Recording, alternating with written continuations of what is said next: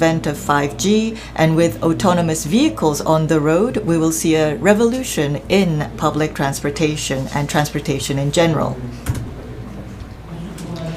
During the post-COVID age, the untagged society will expand, and we will see village units and community level units within the city. We will see small pockets of villages and units being formed inside the city, and we need to be able to respond to these changes in structure.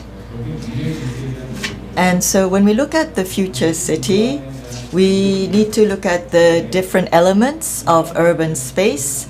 We have the natural topology, which is at the bottom, and then we have the buildings and structures which are built on the urban topology, and on top of that we have the urban infrastructure, which is the transportation routes and the different infrastructure within the city, and on top of that we have the social infrastructure, which is the community level SOCs and different types of public service facilities. Based on all of this, we need to have a vision and a scenario for each of the cases. Our 2045 urban space plan for Seoul is a physical 3D plan, and we would like to imagine a city of the future, an urban space in the future in 2045.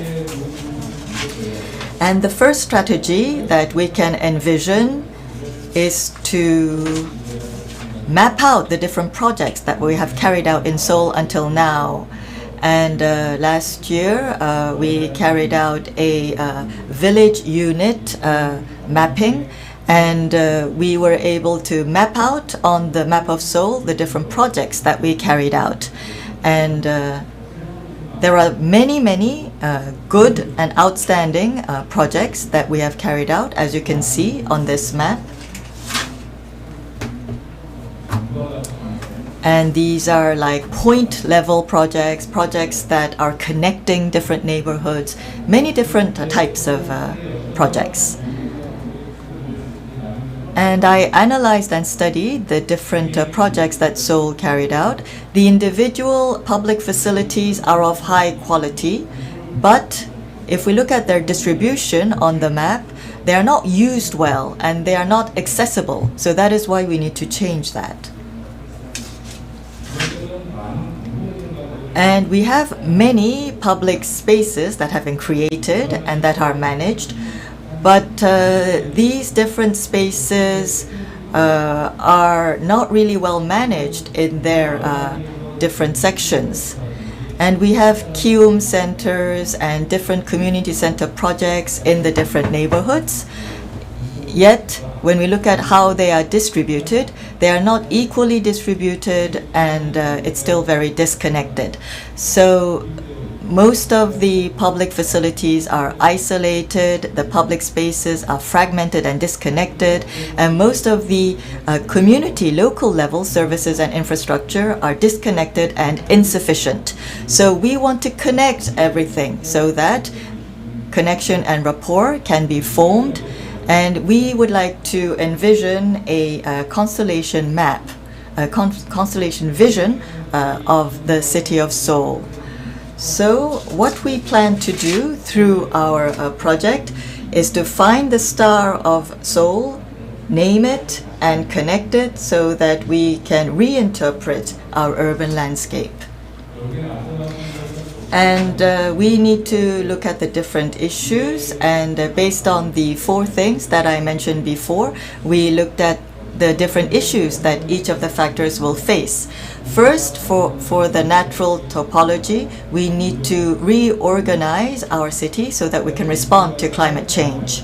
We need to find another settlement space to respond to the needs of the ages. And we need to find shared transportation so that we can reorganize the transportation structure and reorganize the community streets and pedestrian streets. And that is how we are focusing on our projects through our research. These are the questions that we have asked during the project, and you can read it in the detailed manual.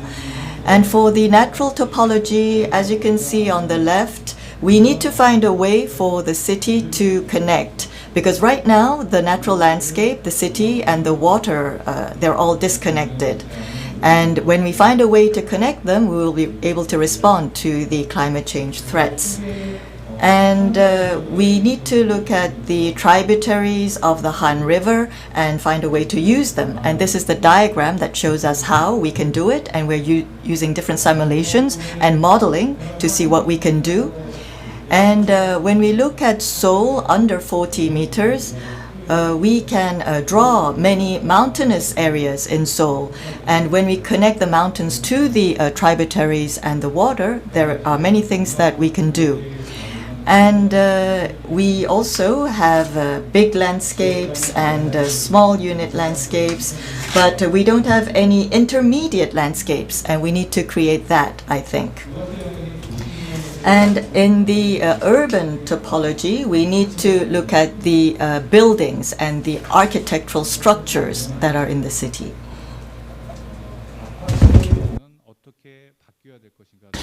What should we do about old apartment buildings? We have several scenarios, single family and old families. Based on these scenarios, we will look at how we can possibly transform these aged apartment buildings.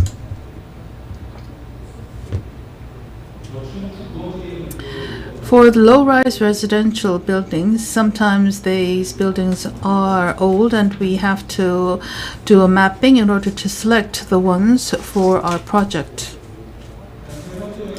The third area,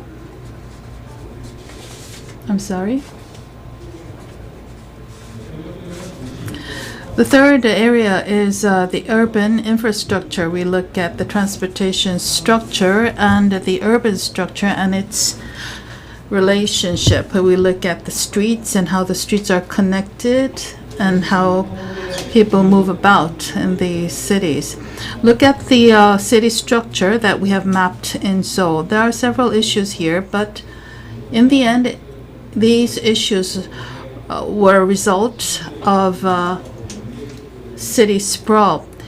So we have to think about how we can address this issue so that it serves the lives of the citizens. We want to enhance the density of the subway stations. We want to make it a platform rather than a station where just people pass by. As a result of that, we can look at how the roads are connected and what shape of network the roads form. The fourth area is social infrastructure. It's at the scale of neighborhoods. The convenience facilities are there, but we need to look at how they work. A lot of these social infrastructure have now become multi-used, and we need to provide more and find out which areas are lacking these social infrastructure. School is a very valuable facility, and we are introducing the concept of school park, which means that the school ground will be open to the community. We are also looking at traditional markets and upgrading them so that they are aligned with the modern consumption pattern. In the villages and neighborhoods, there are children and the elderly as well as the youths who are not productive, who are not part of the labor force. We are looking at many different ways to serve these population.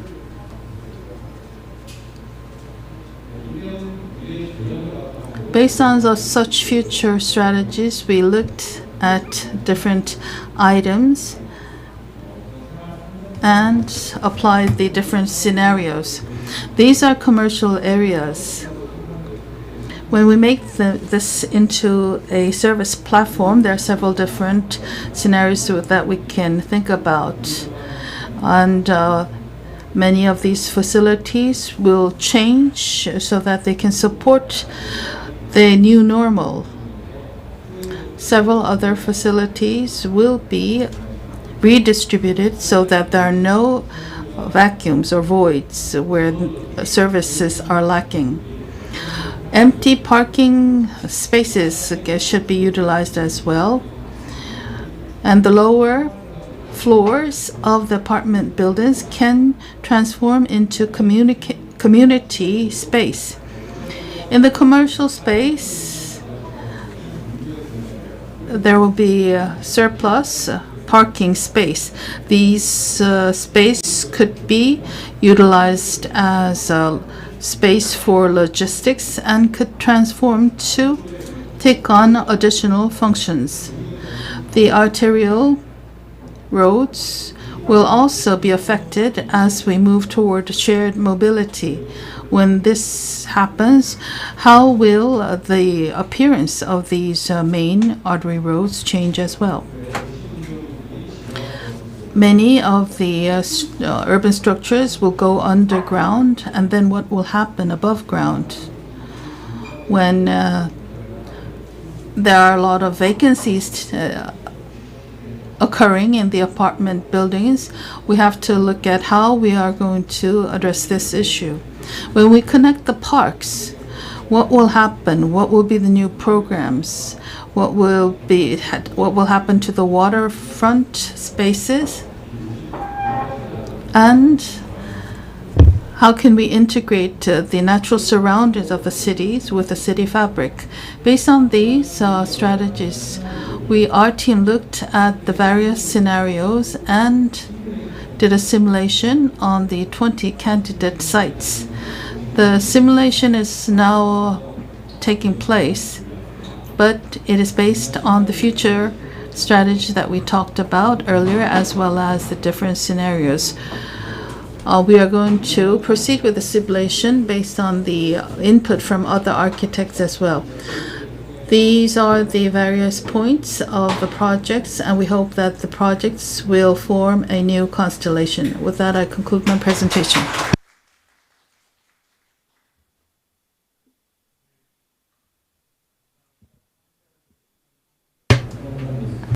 Thank you for that presentation. You showed us a clear plan for 2045. I was especially interested in your message that we would be only working 3 days a week in the future. I'd like to introduce Marina Ortero, Verzier, and Professor John Hong will be introducing her. Privileged to have Marina Ortero, Verzier, joining us. Marina Ortero is an architect and the director of research at the Het Nieuwe Instituut, the New Institute in Rotterdam. She was the curator of work, body, leisure, the Dutch pavilion at the 16th Venice Architecture Biennale in 2018. She was also chief curator of the 2016 Oslo Architecture Triennale, together with After Belonging Agency, and the director of the Global Network Programming at Studio X Columbia University in New York. Marina is also co-editor of Unmanned, Architecture and Security series, published in 2016, After Belonging, the Objects, Spaces, and Territories of the Ways We Stay in Transit, and also Architecture of Appropriation, and these three publications, but much more. She's the editor of Work, Body, Leisure, and from September 2022, Marina will be the head of the Social Design Masters at the Design Academy of Eindhoven. Thanks so much for joining us from afar, and sorry to pull you away from vacation, but we're so privileged to have you here. Thank you so much for having me. Well, it's a privilege to... Oh, go ahead. There's a delay. There's a delay. So we'll have to get used to it. This is the new era of communication. I know. Maybe I'm too far away. I'm in Galicia, that was once deemed as the end of the world, Finisterre. So I understand the delay. Oh, good. But, just want to say thank you for inviting me to be here today, and it's a pleasure to share ideas about the new institute and what we are doing there with all of you. Great, thank you. Should I start? Oh, yes, please. Okay. So today I would like to talk about the work that we have been doing at the Nieuwe Institute in the last years. The Institute was created in 2013 and is an institution that has comes together like the architecture, design, and digital culture. One of the key elements of the Institute is innovation in these three fields. But what we thought since the beginning is that innovation is not possible without conflict. So especially we see the development of new technologies and new ideas about society. Those don't come without certain forms of conflict. So all our programming and our understanding of what an institution is somehow organized around these two notions.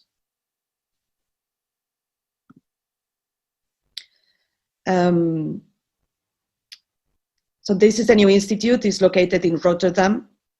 And what the Institute has to do is connect not only the local culture and the national culture, but also an international presence of Dutch architecture and design and digital culture. So also these three levels have different needs and at the same time are connected to each other. We always try to understand how the Institute has to respond to those different scales and forms of operation. One of the key elements for us is the idea of exhibition. Indeed, we have different parts in the Institute. It's a quite unique institution because it's not only a museum, has also a very big archive. It's the archive of Dutch architecture and urban planning. But also we have connection with policymaking through the agency and international collaborations.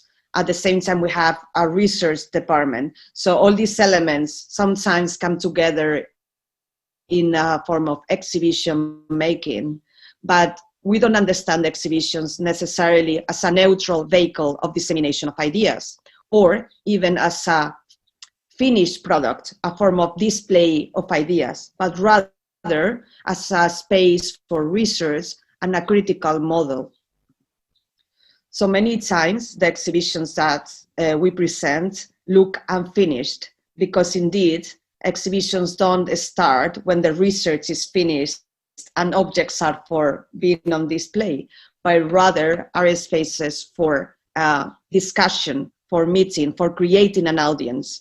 And many times are spaces that are in transformation over time. So what you find when you arrive the first day is not the same that is on display when you come back. And there is always display between the front and the back side of the exhibition. So we are always showing things that other museums might not show. That is the back end of what happens in an institution. This is a beautiful exhibition of period rooms that was designed by architects Andreas Angelidakis. And indeed, the exhibition was a place where the construction of the exhibition happened over time and through the eyes also of the architect and the people who were visiting the space. And many times, as I said, we also show the processes by which exhibitions are made. And we are not scared about like showing to the audience how an institution operates. For us, it's also very important not to think about our visitors as consumers, but rather what is their task or what is their form of engagement when they come. So we also look for a very active engagement and participation of the people who comes into the museum. They are not only passive viewers, but rather we ask them to also be aware of their bodies and their identities and how they can be transformed or questioned when they enter the space of the exhibition. But also very important, in addition to this public emphasis on exhibitions as a critical space, is our task to investigate the new roles of the designer and the new roles of the institute. We believe that we are in a moment in which institutions have to be redefined. There are many challenges. Many of them were presented in the previous talk about climate change, but also forms of identity, questions of race, questions of gender that are extremely important for society, and forms of organization. And those things those questions are challenging the more traditional structures of the institutions.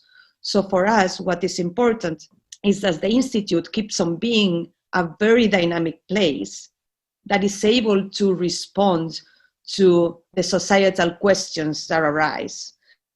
And that means also in relation to the disciplines of design, architecture, and digital culture, that this profession, these disciplines also have to have a renewed form of engagement with society. And these two things, on the one hand, inwards, looking in how we have to be transformed as an institution, and outwards, looking at how the disciplines that we are representing and the professions they are dealing with are also transformed and adapted to the new challenges. In that sense, there is a renewed attention to research, like in the form of like architects and designers, artists are very much interested also in processes, not only final products, and how these processes are connected to different forms, material forms, environmental questions, etc., and how the processes by which even objects are made or architectural made are connected to forms of industrialization, forms of exploitation, of questions of labor, or questions of climate and environment. We are also interested in questions of security, how many times architects, designers, digital artists are connected to technologies that questions notions about privacy, what is privacy, what is private and what is public, and how we should engage with those questions through design, because these questions are extremely complicated and big, so we cannot attempt as an institute to tackle them in all its facets, but especially from the point of view of design. And that leads us also to the material consequences of the work we do. And for many years, we have thinking through materials as well. And what is the implication of using certain materials in the architecture and design? In this case, this was an exhibition about wood and what were the processes through which wood was, questions of deforestation, questions of labor, indigenous cultures that were affected by the use of wood in the industry. Unlike many museums, we are not necessarily interested in showing or highlighting the author nor the original. Many museums for a long time have been very worried about the value of the original pieces that they show. But in our case, that's not the core of what we are trying to do. Rather, we are interested also in forms of replica and copies. And that means that forms of that go from the digital ideas about copyleft or Creative Commons to questions about forms of fabrication like 3D printing that allow to replicate an object many times. Similarly, we want to dismantle a little bit the idea that there is a single author, for instance, a single architect that is the main author of one piece of architecture or piece of design, but rather that design, architecture, and research are very much collaborative practices. So we tend to highlight those collaborative practices instead of the single figure of an architect or a designer. This is some of the ways in which we have tackled that. For instance, this exhibition again was about wood. We were thinking about the relation between certain unique pieces of collections in relation to forms of production, like in this case, is like IKEA furniture, and what are the impacts that they have in society, these different understandings of value in relation to design, and where actually we place value in design and in relation to society and in different aspects. And these are notions about, how to tackle fabrication from another point of view, that are more emerging through other technologies. I'm particularly the director of research at the Institute, and my task when I left New York to move to Rotterdam was to imagine what research could be in the context of the museum. And for me, it was also a challenge, because I was coming from more the background of working in a university. But in a museum, the forms of understanding research are different. And it's informed by many of the questions that I explained before. For instance, this idea that perhaps in the university setting, the question of the authorship and uniqueness of the research is extremely important. But when you come to the context of a museum, the research in which I'm interested to pursue is something that is collective, and in many ways is something that we like to do internal and external, involving many parties together. And that immediately challenges the idea that who owns forms of research, who owns ideas, and how a museum or an institution serves to disseminate them and make them public. For me, the most important part is how to bring the most innovative ideas to the outside, to the audience, to the administrations, to the professionals, and that to challenge traditional form and bring possibly change in different directions. And the first time they asked me what then is research, I said that it was time. It's also a form of exploration, and it's a way of rethinking preconceived ideas that we have, and have the time and the space to contest them and look at them in a renewed way. So what is a museum and what it could be? It was somehow the first notion. In order to do research in a museum, first of all, we also have to challenge what a museum is or might be. So we did a series of what we call reading rooms, in which we were bringing people to reflect on very basic topics, like could be money, or could be security, could be housing, could be museum, things that we think we know, but actually we go deeper into them, we realize that we don't know as much as we think we know. So things that are pervasive or are extremely banal, and then we don't put attention to them. But actually in looking at them is where things can also be innovative, less by tricking certain aspects. And that's somehow you will see the way in which I generally work, looking at things that seem too normal to put attention to them.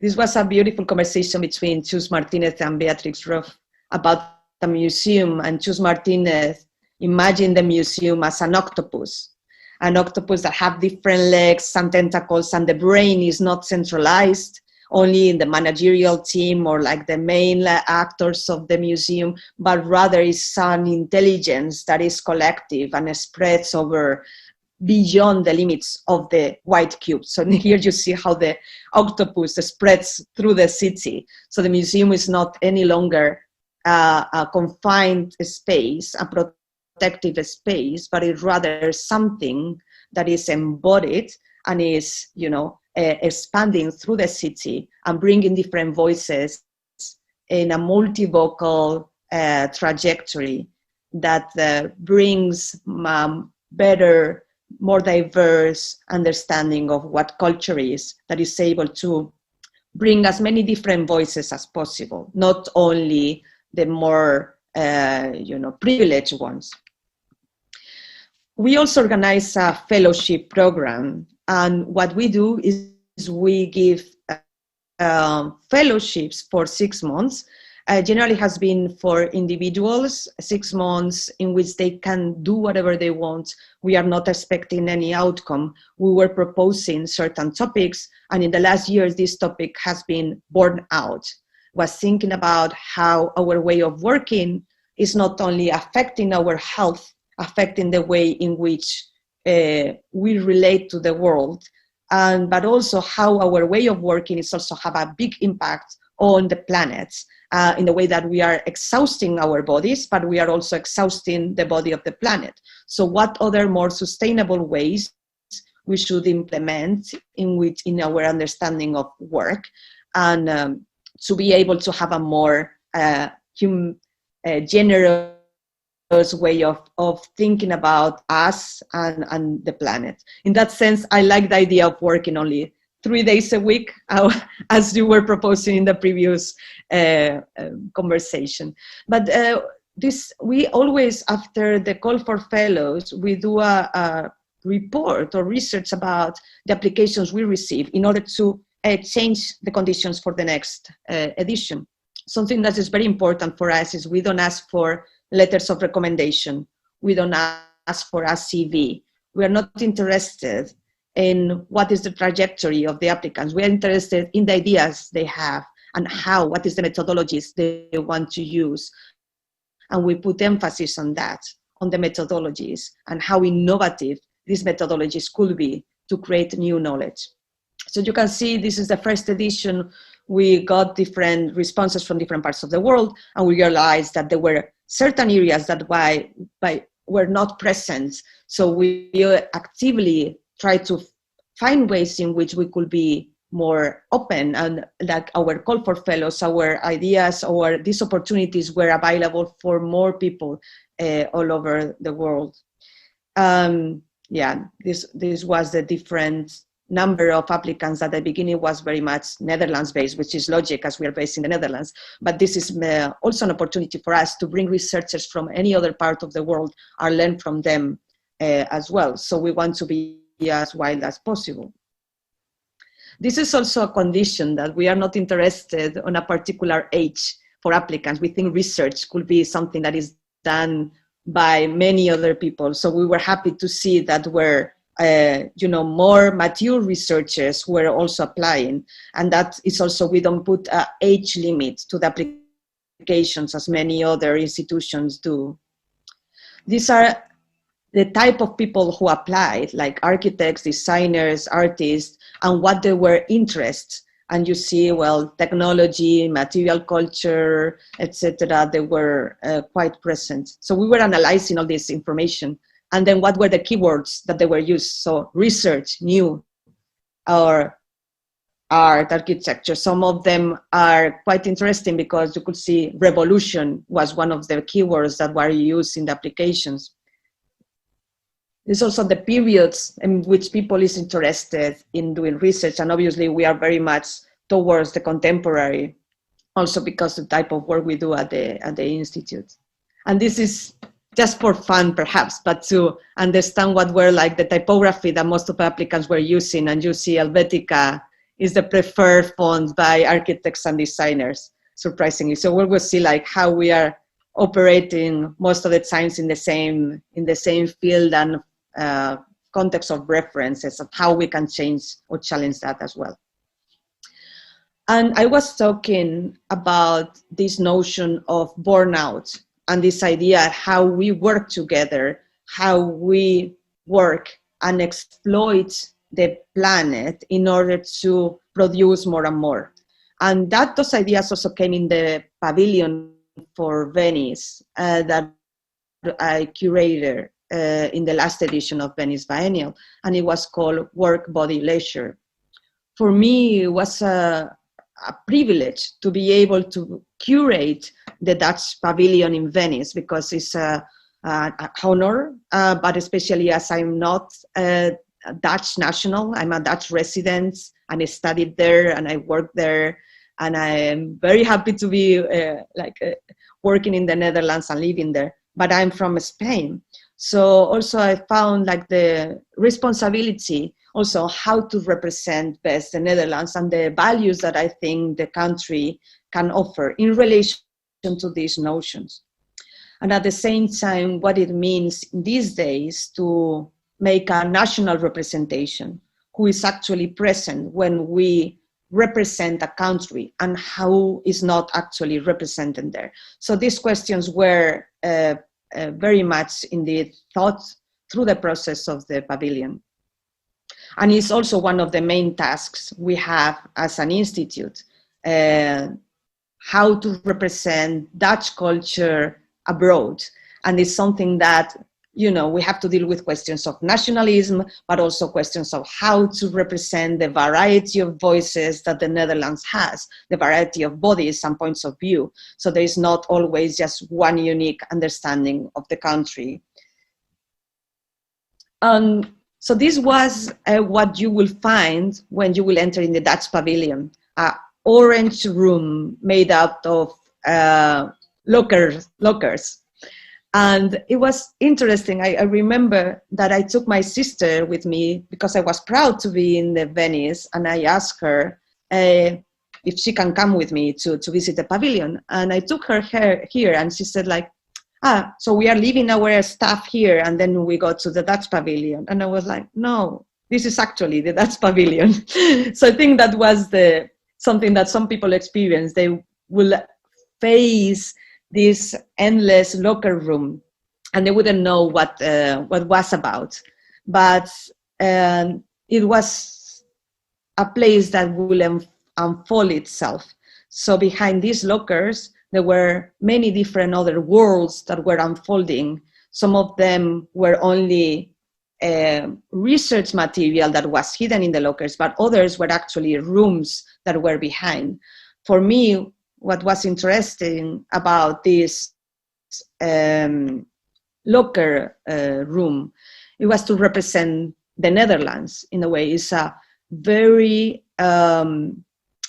controlled a man-made landscape that is rational, that is Cartesian, that is organized, that is efficient, and that has the idea of labor ingrained in its history since the beginning. So it's a land that has been designed. So as an architect and a designer, understanding that an entire country has been designed is something really interesting. At the same time, I wanted to look into the mechanisms by which this land was designed and how. And this idea of equality. The Netherlands also praised itself as a land where, you know, there's equality is one of the rights and the questions that makes the country proud.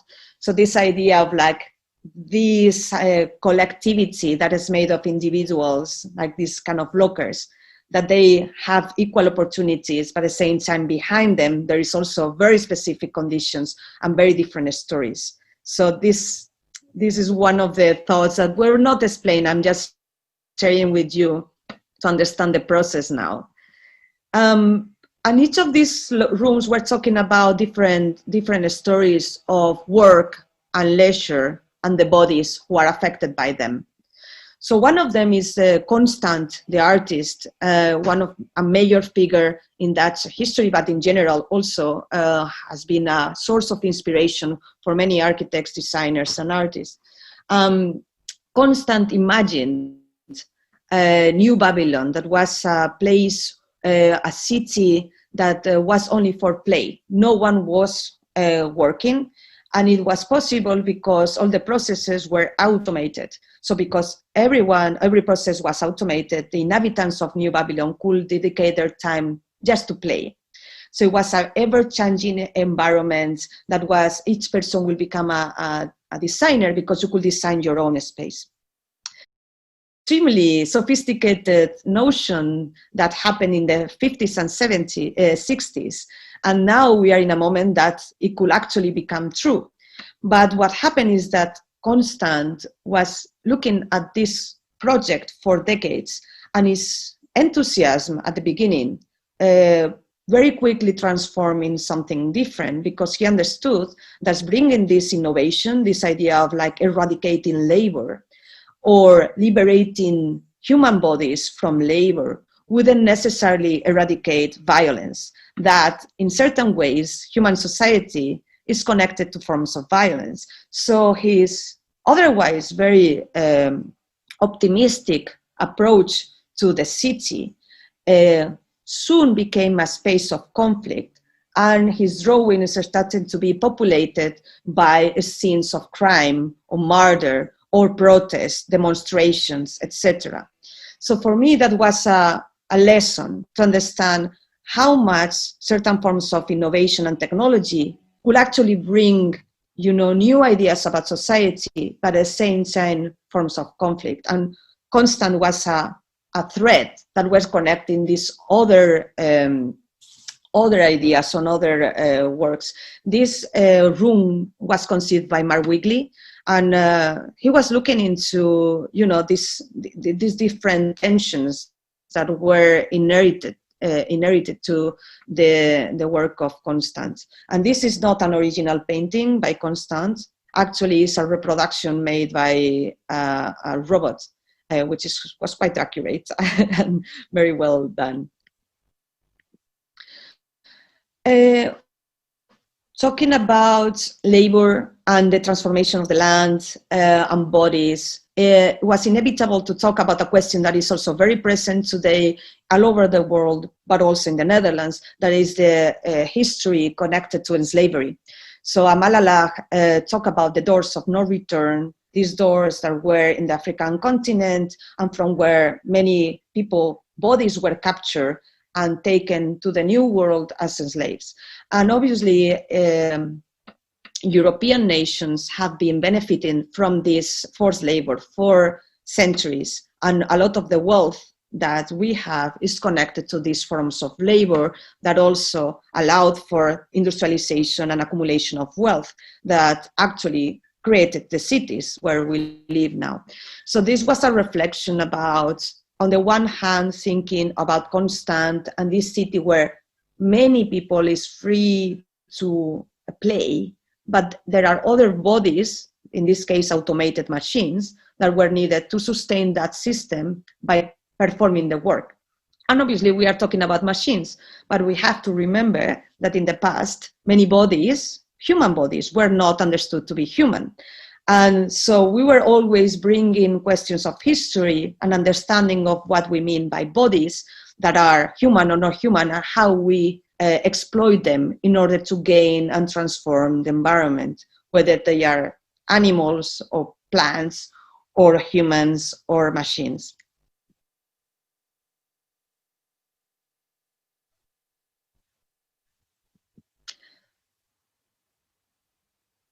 I'm not going to go into detail, but these are some of, for instance, some of the factories, European factories where enslaved bodies were used to do forced labor. And the Dutch were part of that. So we were also acknowledging these questions of labor. And as I say, it's a question that through the protest of Black Lives Matter, but also the thought how institutions in the Netherlands, museums and any other gardens or like custodians of history have to position themselves in relation to these stories and these forms of inequality. Changing like to another room within the pavilion, we were talking about automation. Automation in present day in the Netherlands, which is a big industry. The Netherlands is one of the places where forms of automation are more present, either like in the port of Rotterdam, that are one of the terminals is completely automated, or in places like dairy farms or greenhouses. So we are very interested in what is this relation between architecture, automated bodies, and different other bodies, like whether humans or plants or animals. And this was thought through the control room of the port of Rotterdam, from where now humans are constrained to the other space because the other spaces are the spaces of the machines. And I will talk a bit more about it later, so I won't go deep into this now. But this is like one of the landscapes of the Netherlands, where you can see this sea of greenhouses that most of them are now tending towards automation. And one of the reasons we were interested as an institute to look at this, it was, okay, what type of city, what type of landscapes are created through these typologies of architecture, and how we should think about the relation between, these forms of production, these forms of technology, and the traditional city, and how these two things can perhaps come together, especially because there are questions like energy consumption that are very much also to consider when we plan this type of spaces. And you can see how in many ways in the Netherlands, you have seen the transformation from a more traditional space of farming, perhaps, and the new ways in which these are kind of endless surfaces of enclosed spaces where tomatoes and flowers are growing 24/7 during the entire year, regardless of the climate conditions outside. And at the same time allow for having a supply that will be reaching all the population of the Netherlands and will be also be exported. But this is as an architect, as a designer, urbanist, we're interested in what type of space this type of production creates. This is a dairy farm also in the Netherlands where cows are taken care of by robots. And you see the entanglement, the relation between these two beings and how they are working in a seemingly symbiotic way.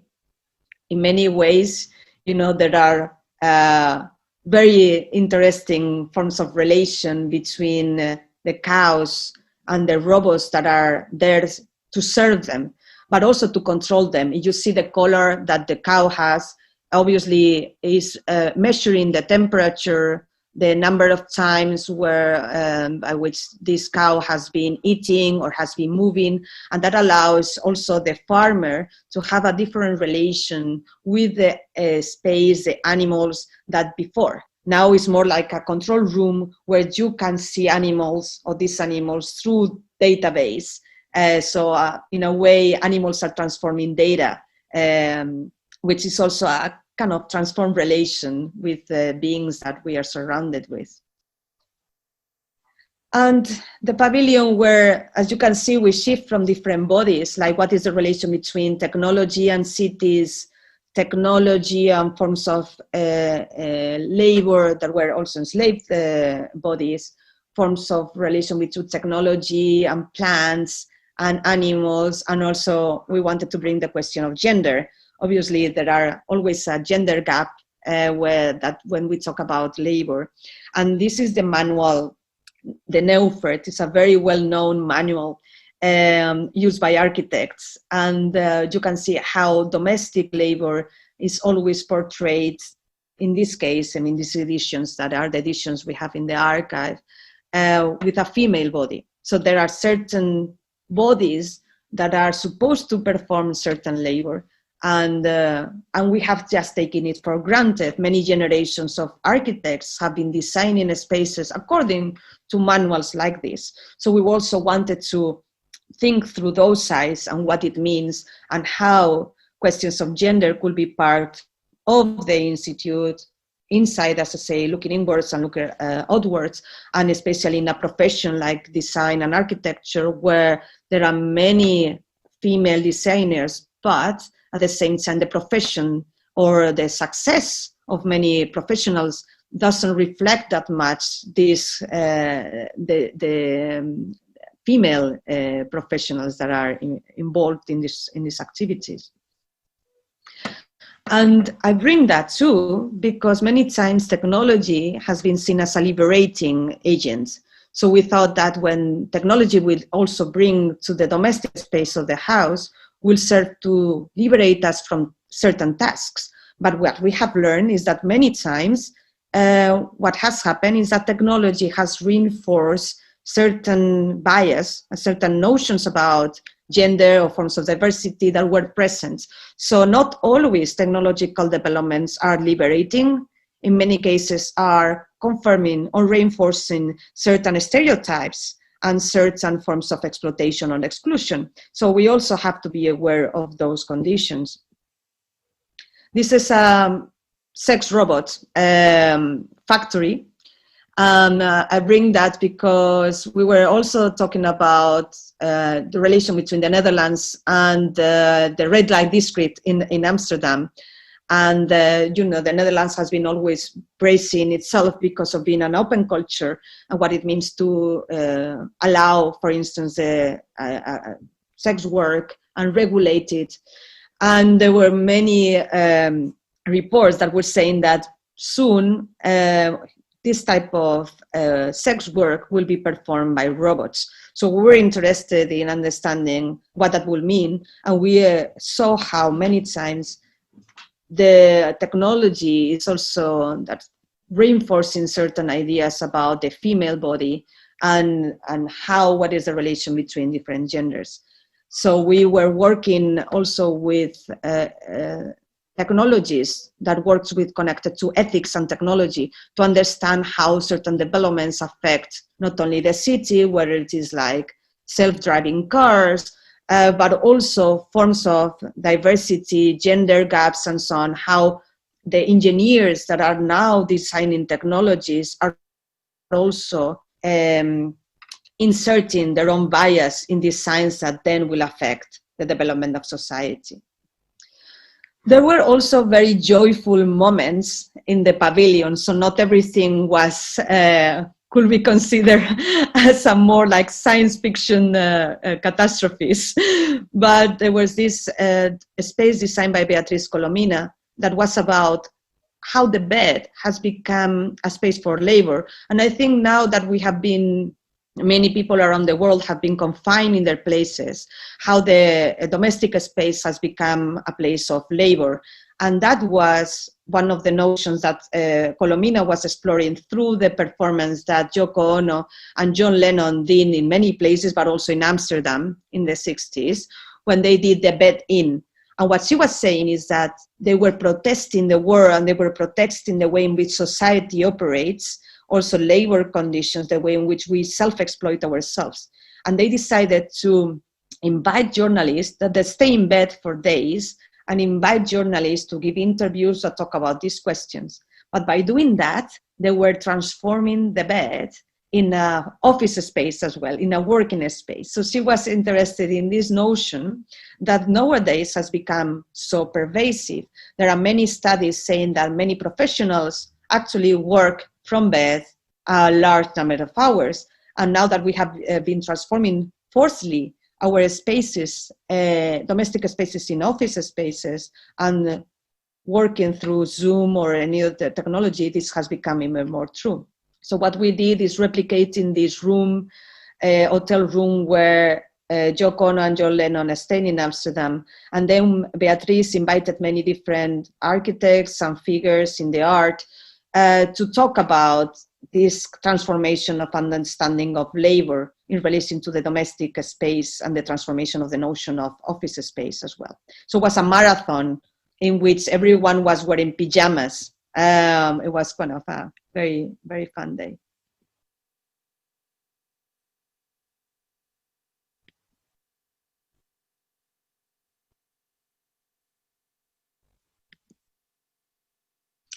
And this is also one of the rooms designed by Simon Nikhil, in which we were talking about questions about perspective, 3D technology, and forms of replication, how the 3D world and the ways in which we design in the cyberspace, on the space, virtual space, are more and more defining the way in which we live our spaces.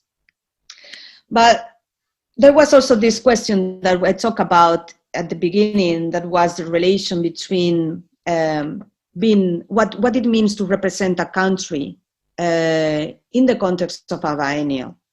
And we believe that we wanted to have forms of solidarity also between different pavilions. So we organized a project together with our neighbors in the Giardini, that were Spain and Belgium. And we decided to that the day of the opening, none of the pavilions will have their name of the country displayed in the facade, but rather all of them, and this was the outcome of a call for projects we did, all the pavilions will be called Europe. And obviously Europe is not a space that is unproblematic, but was this idea of a place of free circulation of people, solidarity, and that notion that Europe embodies and not always, keeps or honors as it should. But that was the main idea, also to challenge this constrained idea about the nation, and rather look for ways in which how we can collaborate together with other territories, with other designers, with other people, with other spaces. So yeah, everyone relinquished their names for a day to be able to represent a larger aim.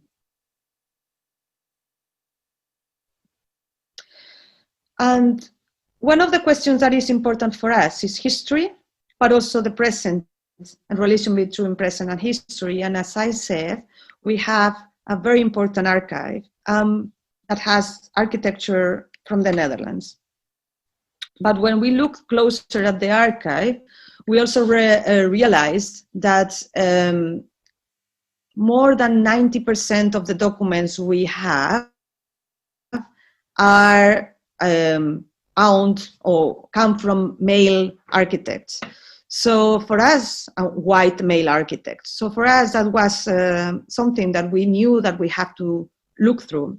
I understand what it means to have an archive that only represents a very small percentage of the population.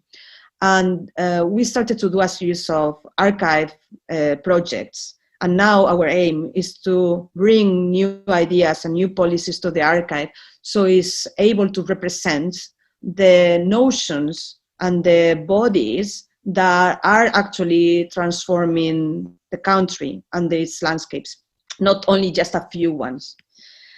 So in that sense, as I said, we were also interested in forms of collections that are not about valuable pieces and originals, but rather what it means to collect, what it means to create an archive. This looks like miniatures, but I have to say that it's huge. This is the main lobby of the Institute. So it was this collection of, we asked people to bring objects that they had been collecting in a more amateur way for years, and this was the result of it. But yeah, this is the traditional archive, and as I said, there are certain voices and certain practices that have more presence in this archive. So we try to challenge that.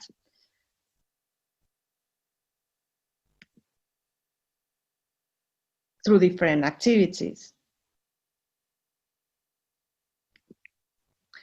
And also look at forms in which cultural production is being made today, and how we should actually acquire or make an archive of digital culture. Many times that is ephemeral forms of culture. This was an exhibition of screen spaces. It was screensavers. That was an art form that now is not needed anymore. So we are interested in these also forms of digital work that are somehow disintegrating or disappearing.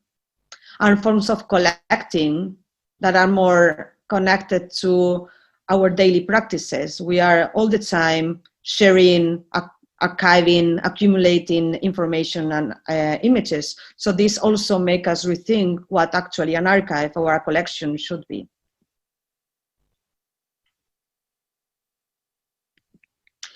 So as I said, we did a series of explorations that are, among them, feminism in the architecture, trying to say, okay, why 90% of the materials we have in the archive are authored by male architects? What about women? Are they present in the collection? How we should bring them to the fore? Or what type of new policies we should establish in order to acquire material by female architects?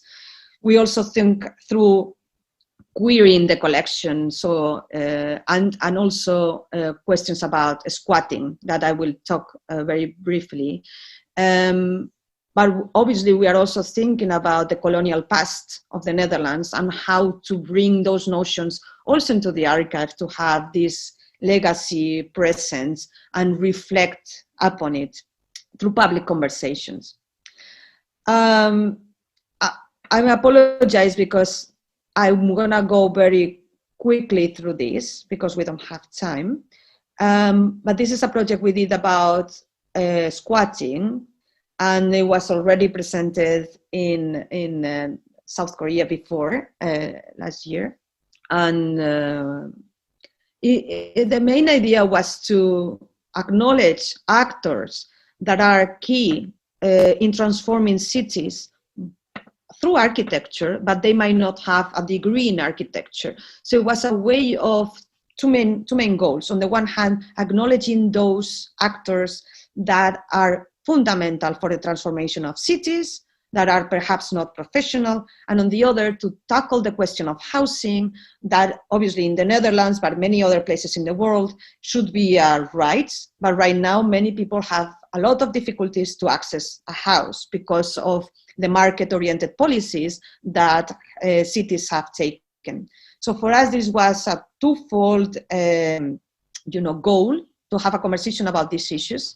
And we selected squatting because until very recently, in 2010, squatting was actually not criminalized in the Netherlands. It was tolerated, and it was only after 2010 when squatting was banned.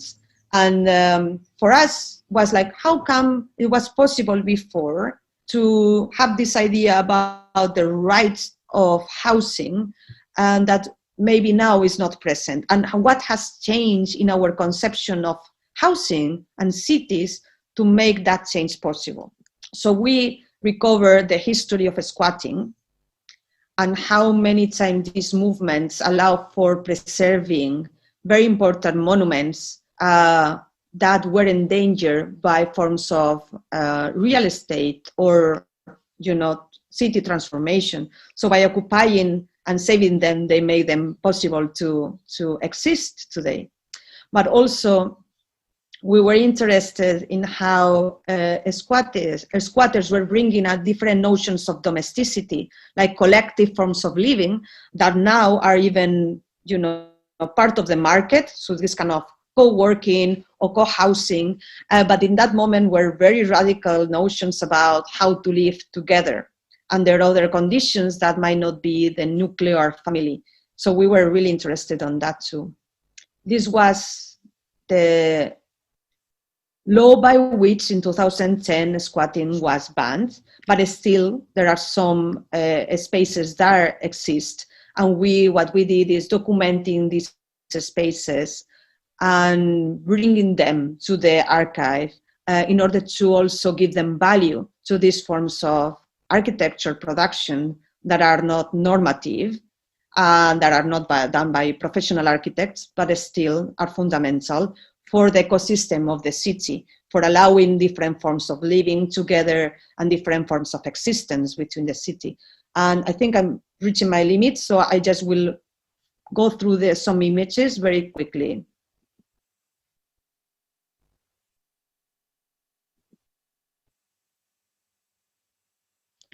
These are some interiors, and what we did is also to produce drawings, annotated drawings, that combine architectural documentation with the oral histories that the inhabitants of these spaces brought. So in a way, are archival oral histories of archival memories of the inhabitants. Many of these spaces have disappeared during the course of the research. And unfortunately, there are less and less spaces that stay. Many of them, though, have been able to transform, and now they are cultural spaces in the city. In many cases, like this one that you will see now, squatters have collaborated with asylum seekers and refugees in order to have accommodation. And the project finished with this book that is available online, and it could be totally in PDF. Everyone can access it. And also with the acquisition of these materials in the National Archive. So right now, squatters are part of the official history of Dutch architecture.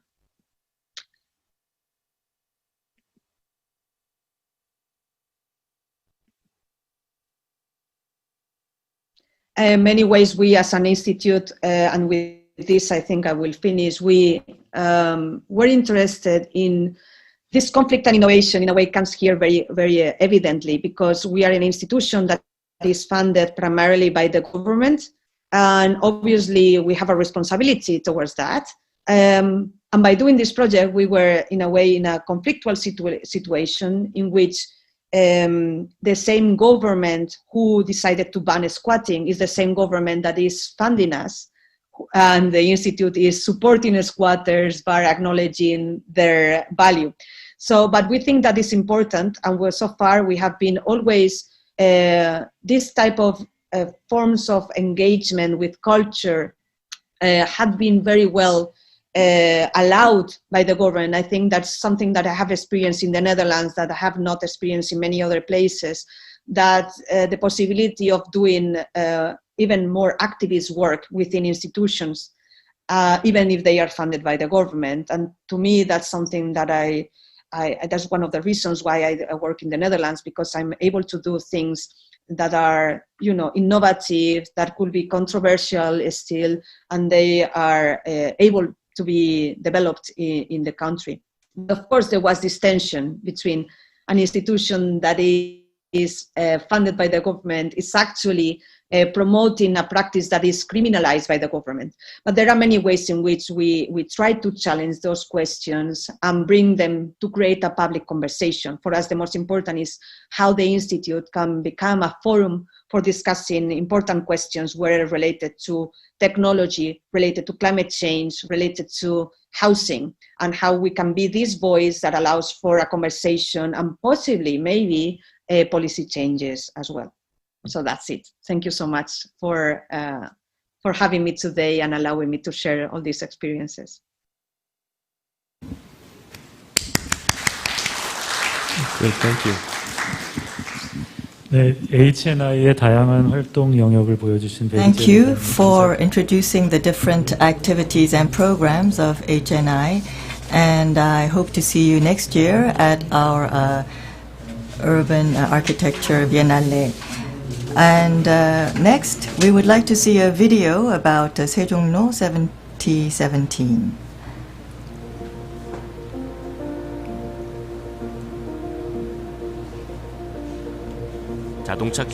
Seoul 7017 was launched to give back to pedestrians space that had been used as an overpass and has become a famous site with more than 16 million visitors. Seoul 7017 architect MVRDV Winnie Mas proposed urban regeneration with the creation of a pedestrian city network. To do this, as the first step, we are connecting Seoul with the adjacent buildings. Hotel Manu and Teo Building are already connected. Metro Building and Lotte Mart will be connected soon, together with 4 other buildings in the northern part around the Seoul Station area. This will connect Seoul with 8 buildings, creating a new 3D pedestrian network. Areas around Seoul have already been regenerated or will be completed soon. The development of Jungimno Pedestrian Culture Street has created a commercial district and a pleasant pedestrian space. 10 facilities have been constructed or renovated to develop neighborhood businesses and to promote urban regeneration through cooking, to be used as a core facility for local revitalization. Symbolic spaces like Songgyejeong Park will be renovated, giving more parking spaces to Seogye-dong. Package house renovation program and the building of autonomous houses will enhance the quality of life of citizens. We can go there with our family and enjoy a snack under the trees, which is great. The trees and lighting are very well designed. I hope Seoul 7017 can be expanded so more people can benefit. I would like to see more citizen participation so we can create something together. I hope this will not just stop here, but I hope we can connect with the neighborhood on a deeper level so that we can enjoy the walk until we arrive at our destination. Seoul is currently being used by citizens in their daily life and tourists, but we will need more connections to the nearby areas. The second phase of the project is to connect Seoul to other areas. If we look at the urban situation around Seoul, we have many pedestrian alleys that are blocked by cars, roads disconnected with buildings. There is a need to revitalize commercial districts and many underused urban assets, and we need to connect Seoul to other living areas. That is why the alley architects of Seoul have set up 3 goals to attract visitors, revitalize and regenerate with the citizens, residents and neighbors to resolve all of the mentioned challenges. Through the creation of a green network for pedestrians and by improving the local environment, and the revitalization of local hubs, our goal is to improve the areas around Seoul. With 3 major assets, Seoul will branch out in 7 directions. Seoul Master Plan was developed based on the proposal from Winnie Mas and the proposal of the 7 alleys given by the alley architects. 중림 1길, 중림 2길, 서계 1길, 서계 2길, 후암 1길, 후암 2길, 회연길. Located on the western side of Seoul Station, Seoge Il-gil is a densely populated area with low-rise buildings with a lot of potential to flourish through a targeted plan. Located in a hilly area, Seoge Il-gil has great views but lacks infrastructure with many low-rise buildings. We would like to create green alleys that are fun to discover. Yakhyeon Cathedral, St. Joseph Commercial District, apartments, Jungnim Fish Market are all located in Jungnim Il-gil, a culturally rich area with a strong local identity. We must retrieve the memories and character of the neighborhood to reconnect them again. Songgyejong Park and the Chungcheong Green Space are located in Jungnim Il-gil. Visitors of Seoul will be able to discover greenery and a green park once this area is connected with Seoul. To the east of Seoul, there is a fishnet alley connecting the city with Namsan. Roads that have become parking lots, blocked pedestrian roads, tunnels that have been disconnected. We want to change all that. Hwamil-gil starts in the middle of Seoul and goes up to Yongsan Park, and through the connection with Hwam-il-gil leads you to Namsan Park. By using the historical potential of the sites, we want to create a pedestrian road for the citizens. Hwam-il-gil will connect Seoul's green area with Namsan Park. The regeneration of alleys connected with Seoul will revitalize communities. Seoul 7017 will be connected with 7 roads. The 7 alley architects have 3 goals: creating more green networks for pedestrians, improving local environment, and revitalizing hubs. To do this, 229 projects were identified and will be executed by 3 alley studios located in Seoge, Jungnim, and Hwaeyeon Huam. Alley architects will work with residents on all of the projects.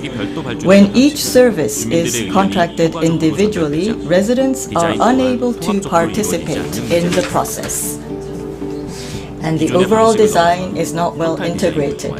Through total design, we hope to develop a consistent design for the residents. They will be able to participate in the project selection through the alley studios, and a committee composed of residents, CRC, and alley architects will be able to all work together. Projects identified by the studio will be connected through a consortium composed of a designer, a builder, and branding graphic designers. The alley architects then will explain and coordinate the master plan before it is executed. Around Seoul, we have Namsan, Yongsan Park, Songgyejong Park, and many green sites. All 7 alleys are connected to these green spaces, reinforcing pedestrian walking. We also discovered promising hidden spaces. which we will transform into hub spaces that residents will be able to use. These spaces will become hubs for local culture for the communities. Buildings around Seoul are very old and are managed individually. By improving the alley environment and design, the 7 alleys connected to Seoul will offer a consistent urban landscape and quality streets inside the city.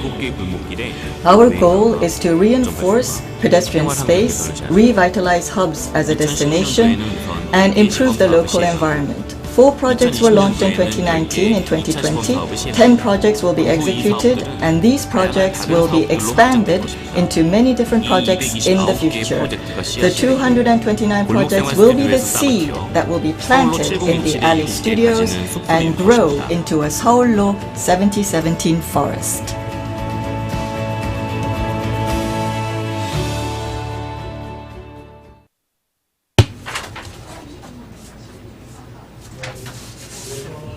Next, there will be a presentation by Mr. Kim Tae-young, the Director General of USIB. The title is Yes or Yes Urbanism.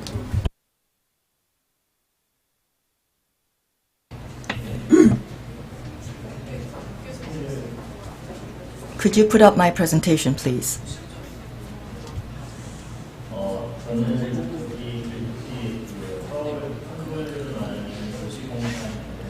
I am working at the Urban Space Improvement Bureau at the Seoul Metropolitan Government.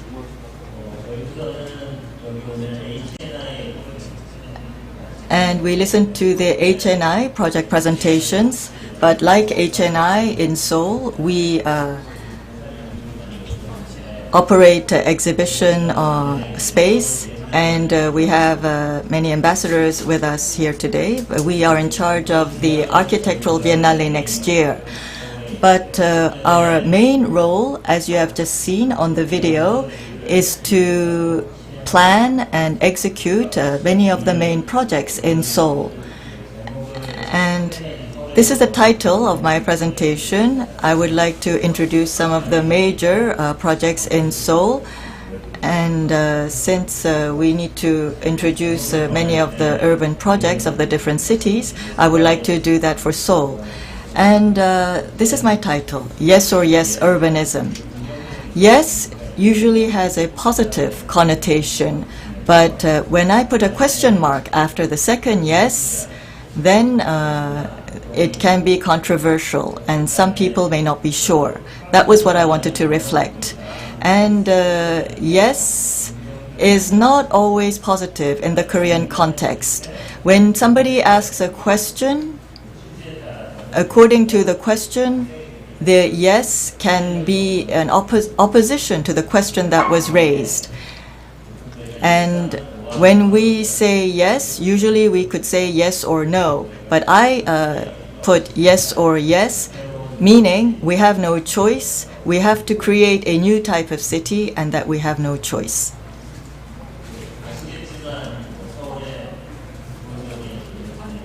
This is what Seoul looks like. As you all know, it's a very dynamic city, and this image was created in a very compressed way, and we grew like this in a very short period of time. Beginning, we were the capital of Korea since the 14th century, and we went through the Korean War in the 1950s, and we grew from ruins, and investment in infrastructure happened in a record period of time. And we need to be ready for the future. We need to be ready for changes. And when we look at the statistics, Seoul is very, very dense. And this is what Seoul looks like. In black, we have the developed part of Seoul. But if we look at the total surface and area of Seoul, it's only 35% of Seoul, the area that has been developed. The remaining part that is white are mountains, waters, or parks, and are the basic infrastructure that supports the city, which is 65%. And we have the potential to develop these areas for different types of usages. And that is why I put up the title, Another Seoul. This area, which is 65.45%, it's distributed equally around the developed part of Seoul. And for several years, we have been wondering how to develop this part of Seoul. Beginning 2017, with the title Superground, we invited many famous architects around the world, and we selected 18 different sites so that we could carry out research on how they could be used in a different way. For example, Topotech worked on the number 2 subway line, and if it comes up on the surface, how are we going to use this space? We can use this as an urban gallery. And Studio Fuksas has proposed to transform the roads near the waterfront into different types of spaces that people can use. And amongst the 65.5% of the area that we can use, there is a lot of water areas, and maybe we can build a new city on the waterfront based on that. And we also have a lot of bridges that were used by cars before, but we would like to change them into parks. And for 2 years, through the Superground project, we carried out a lot of research, and it has come out in a book. And we have carried out another research on how to use the different infrastructure in Seoul, and the title of that book is Another Seoul. Buckminster Fuller said the following: you can never change things by fighting the existing reality. To change something, we need to build a new model that makes the existing model obsolete. And so we carried out a lot of projects, but I would like to introduce the different projects that we developed during the past years, and also some projects that we have started for the first time. Seoul Law 7017, which you saw just before, was a project to use a road that was no longer used. And there was a competition in 2015, and MVRDV of the Netherlands won the competition, and in 3 years it was completed.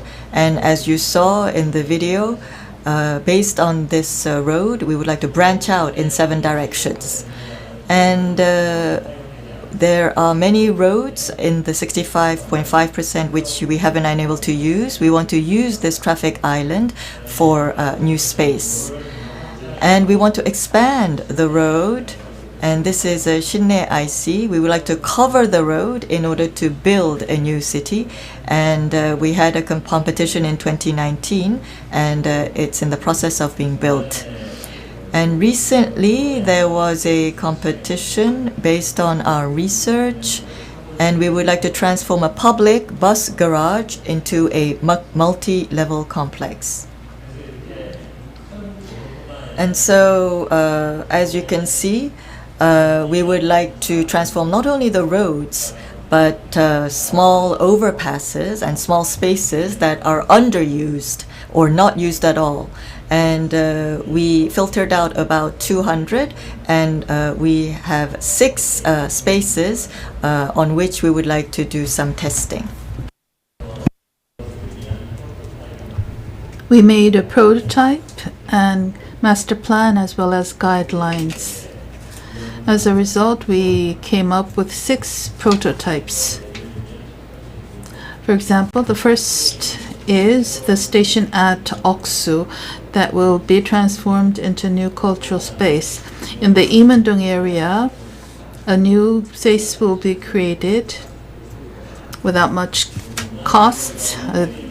If necessary, a smart library can take place, can be built in Doksan, an urban park in Hannam, and sports facility in Chungam.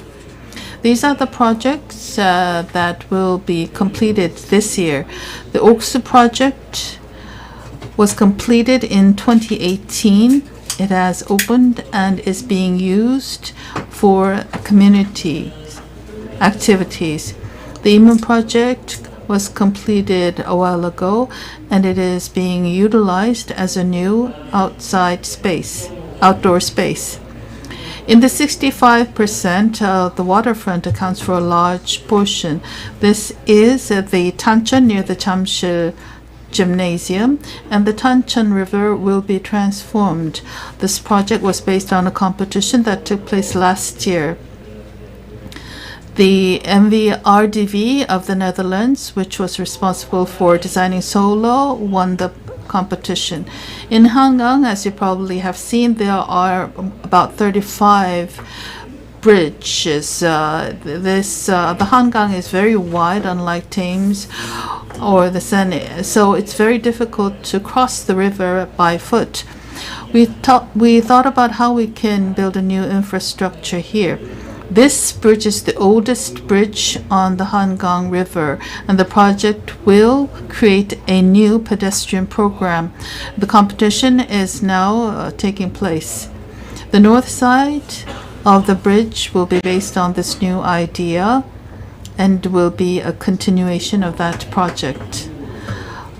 This is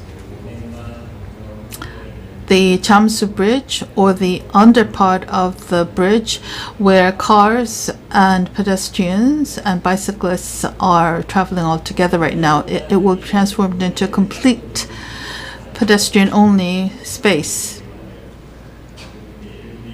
This is a project that's being planned right now. We have rainwater pumps that deal with floods. The rainwater pumps will be transformed into a new community complex.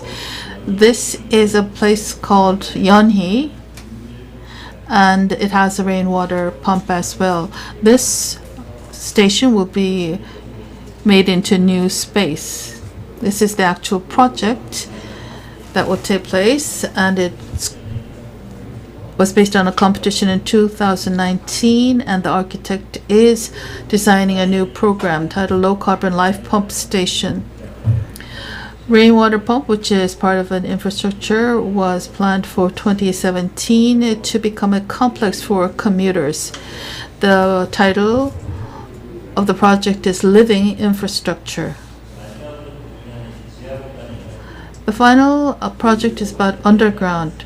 Of the 65% space that was not used, the large part was underground. The MDRV, the Tancheon project, will be linked with this region, which is the Gangnam area. Gangnam is well known by foreigners as well. This is a project for the Gangnam region. The competition took place in 2017, and Dominique Perrault will be undertaking the project. This is a new project utilizing light, and a totally different kind of space will be created as a result. Unlike the large-scale projects, there are small-scale projects as well. This space is a part of the underground subway. It is not utilized right now, but it will be transformed into a media art gallery.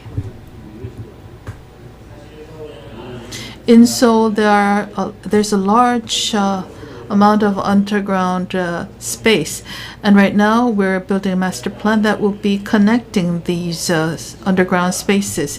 Here you have the City Hall, the Dongdaemun DDP will be connected underground in the underground as well. We are planning this, and we are making preparations to execute it. Finally,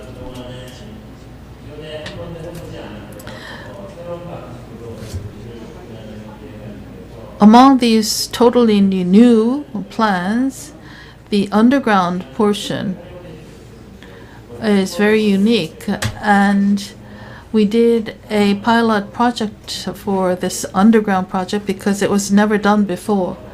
As you can see in this map, the underground facilities, or the subway facilities, are widely distributed throughout Seoul, but they are not actually interconnected. The square in the middle indicates the central business district of Seoul, and we have a pilot project in this space. It's called the Chonggak Station project. It's the central district of Seoul, and we are even nowadays excavating artifacts in this part. Sunlight will be brought in to make the underground space a totally different kind of space. In New York, there's a project in the lower line using sunlight, so that was the inspiration here. Instead of making a sunken system, we'll be using a new technology to create a sun portal system. We'll bring in the sunlight from above ground and allow the underground space to be about 85% equal to the above ground space. That'll allow vegetation to be grown in this space. This is the image that we have drawn, and the project opened on December 13th last year. It is currently being used by people. The important thing is that after being completed in December last year, in May this year, I believe we were the first to succeed in having fruits borne by trees, and the trees flower underground. This was the first time we succeeded in doing this. We were the first to make this succeed. And based on this, we are planning to expand these types of projects to better utilize the 65% of the space in Seoul that is not being used. This will transform Seoul. Seoul, or another Seoul, is about finding a new Seoul. As we indicated in the title, we were able to look at many different cities through the Biennale. We were able to make exchanges, and by asking the question yes or yes, we inspire each other, and we are able to help each other. Thank you. We will now start the roundtable discussion. We have many people who have joined us for the roundtable discussion. First, Kim Seung-hye, the chief architect, will start. Please.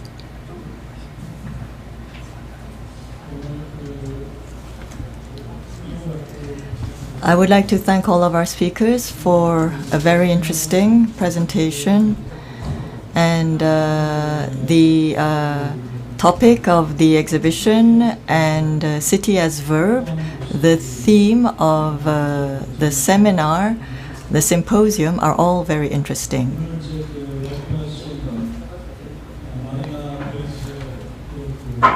Marina introduced the operation of HNI, and I really felt it was not just city as a verb, but it's the museum as a verb. There's a Russian singer who sings a song that says museums are cemeteries and that frames are the coffin. I mean, that was the lyric of the song. But I think, listening to Marina, that Het Nieuwe Instituut is active, is dynamic, and responding to all the different issues. So it was very interesting and inspiring.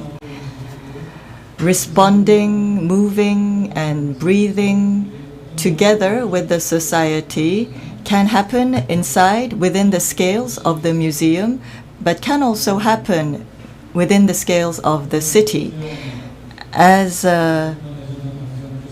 Mr. Kim Tae-yong explained, during the past 10 years, Seoul also has been very dynamic and has changed considerably, and plans to change even more in the future.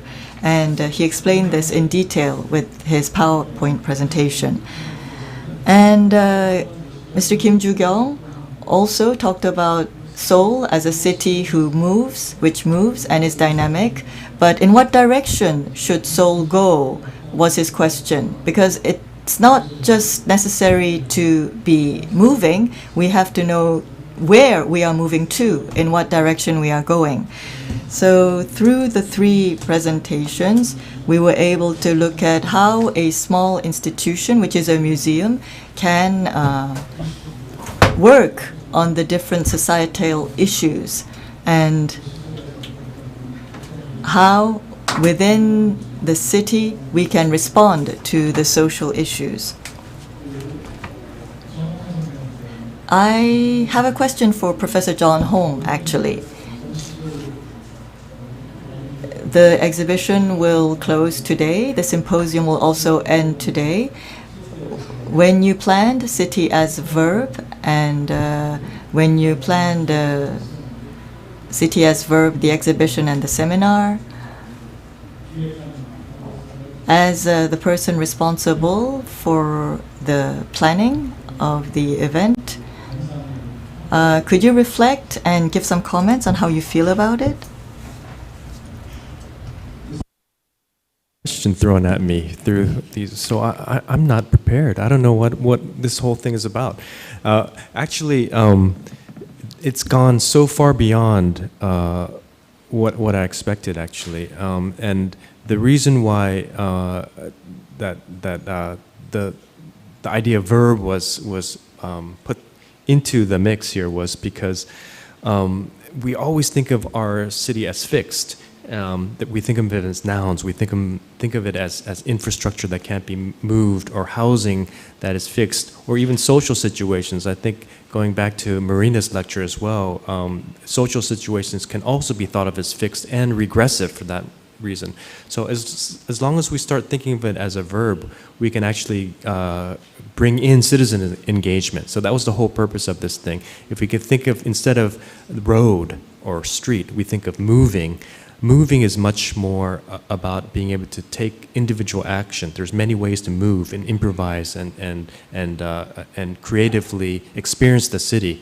So the idea of the verb actually has been a way to just engage everyone, all the speakers, but also the citizens as well.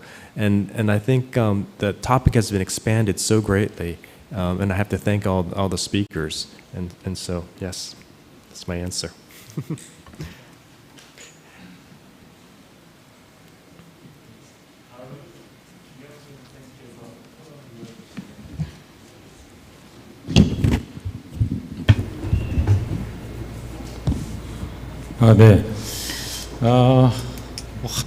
All right. There are so many things that were discussed, so I don't know where I should focus on. Should I talk about the urban or architectural missions for us? There were topics surrounding exhibitions. And this space that we are in right now has been built a few years ago, but we can think about its role and its function as well. The Seoul Hall of Urbanism and Architecture. And we can also talk about the purpose of the projects that the Seoul City government is pursuing next year. Although we don't know how the COVID-19 situation will unfold, we are anticipating the 3rd Seoul Biennale of Urbanism and Architecture.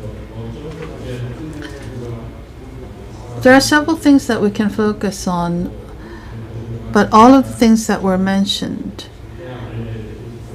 gives us a sense of mission of what we should do as people trying to improve the urban space in Seoul.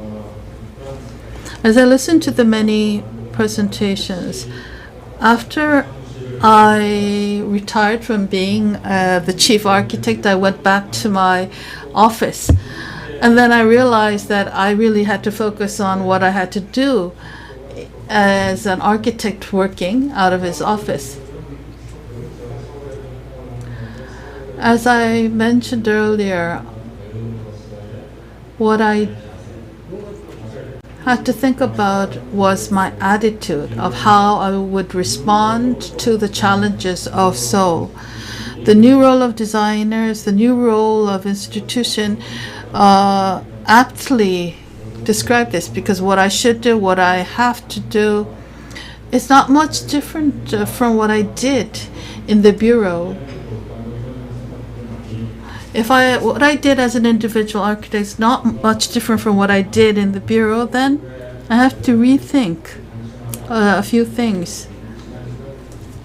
If I look back at the past few years, I was very, very busy. And now, what is the shape of Seoul in 2020? It's not a simple question. But we can start with the nature. We have many mountains in Seoul. We have a wide river in Seoul. Seoul is in the midst of this grand nature. At the same time, we have the product of fast development in a large scale. Then there are small-scale developments, and the people and the space where people have been living in for many years. So all of these things are mixed in Seoul.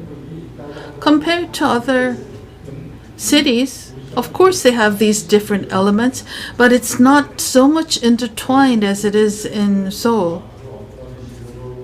This is a challenge that we need to address as architects. And what role should we play as architects? I think that is the key issue.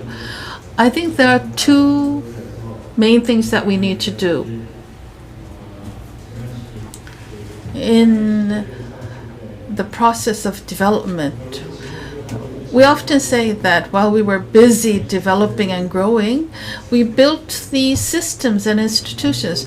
So we're trying to change things in architecture, but basically our system was based on speed, efficiency, and low cost. We're used to that. That's the system that we have embedded in our society. And it has been a useful tool for us, but it really doesn't work that well anymore. I think that's one of the reasons why we created the Bureau for Space Improvement. In the past, we would make one thing and then reproduce it again and again and again. If you look at bridges and other infrastructure, as well as structures or apartment buildings, we would create one model and then reproduce it again and again repetitively.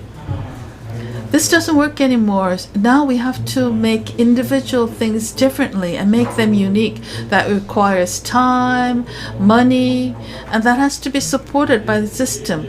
That is a large challenge and task that we face.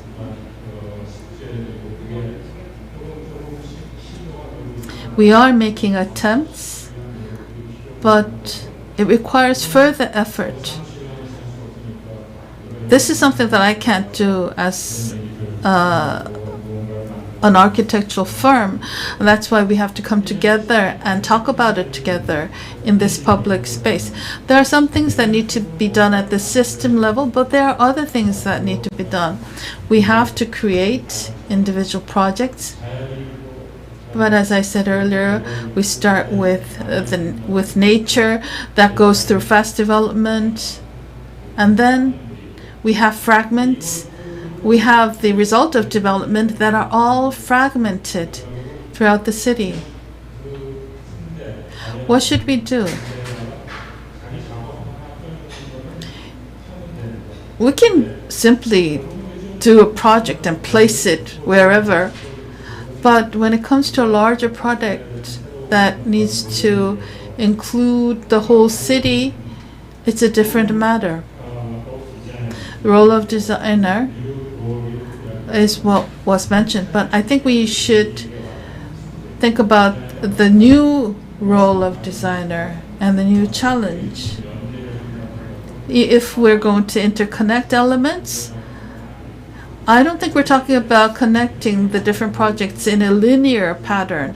For example, the Solo project was planned from the beginning, and we thought about having long, narrow projects, forming layers, and connecting the three characters that were separated until now. Either we would make the boundaries blurred or make the connections stronger. The Solo project is more of a civil engineering project because it was a matter of structure. So it was based on the assumption that we would leave the structure intact. Then it became a landscape project because it was all about planting trees on top of that structure, similar to the Gwangjin project. Who would be doing that? The landscape architect has had their own techniques, methodologies.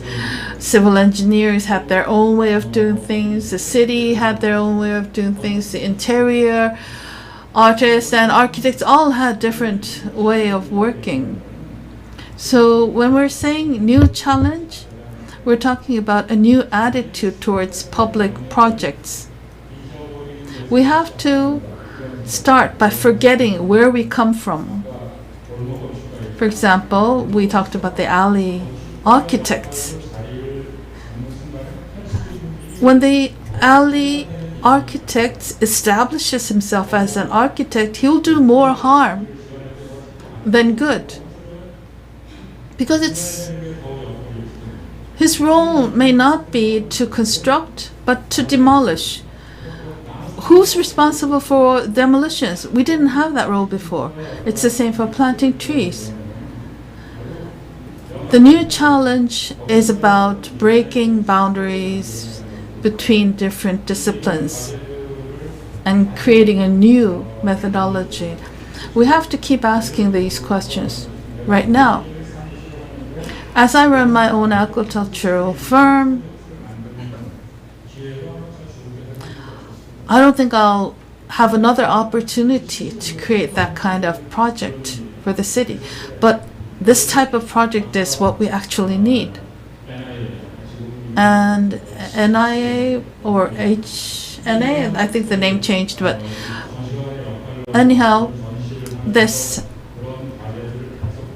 exhibition is taking place to discover these challenges and share different ways of solving this, discussing this, and coming up with new ideas. It's a task for us, but actually, in other countries, there are cities that went before us. They might have tackled it in a different way, but I think they were given the same task. Anyhow, it's all about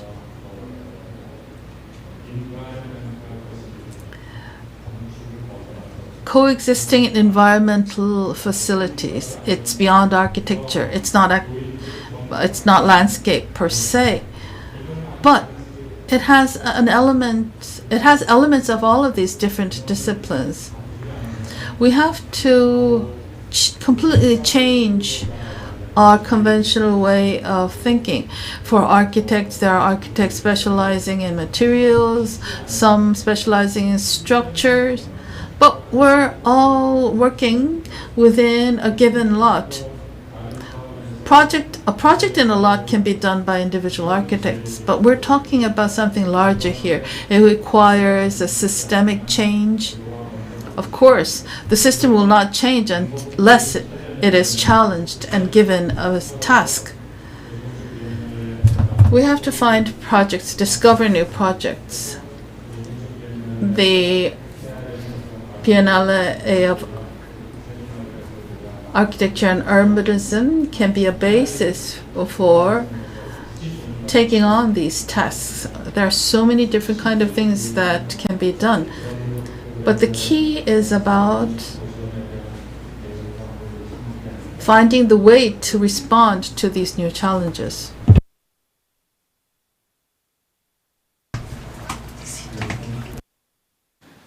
Paco Bunik, are you online with us right now? Yes, can you hear me? Yes. Paco Bunik is the Chief Urban Designer for the Department of Planning and Sustainability in Amsterdam. We're so privileged you can join us a third time now. I'm wondering if you could make a comment on something that was said today. Thank you. First, I'd like to thank the City of Seoul for being so invited for such an international company. It's been heartwarming. I was curator for the Seoul Biennale in 2019. It was a fantastic experience for me, the third time in this city, and learning more every time I go there. So I hope to come back next year. I want to thank Marina for the beautiful presentation. Images, drawings. I was mesmerized by the hand drawings and the octopus drawing with the cube, that escaping the boundaries of the museum. And it says a lot, I think, because I think it's very true. And I think culture and museum is not a luxury good. A museum should be part of a civic and a cultural process. And that's what she really mentioned and shows, I think. And when you go back to urban planning, first presentation, what I really liked, I think, was Zukyung. He talked about this need of intermediate urban spaces. And I totally agree with that. And we do that same in Amsterdam. So the need to tackle this intermediate level of urban design and where all boundaries interfere, landscape architecture, social design architecture, that's what really matters in the cities right now, I think. And then I made some notes when I heard the last lecture on the history of Seoul. And I thought it's interesting. So you could say that's like an ABC. First, there's attention to growth and efficiency, and then maybe now we're in an age where there's more attention to public space and climate resiliency, how to tackle it. But now where we're going to, I think, is that there's more attention to the value of social structures and new forms of productivity within the city, but also outside of the city. And that's also mentioned in the lecture of Marina very clearly, I think. So I think that's to step a little bit faster ahead to see to the attention of the value of social structures, I think, key for successful cities. So I think that's my final remark. Well, great, thank you. Actually, you're much better than we are in summing this up. There are so many great topics, but thank you. 이어서 윤승현 교수님께서 말씀 이어주세요. Professor Yunsunghyun. Yes, good afternoon. My name is Yunsunghyun. I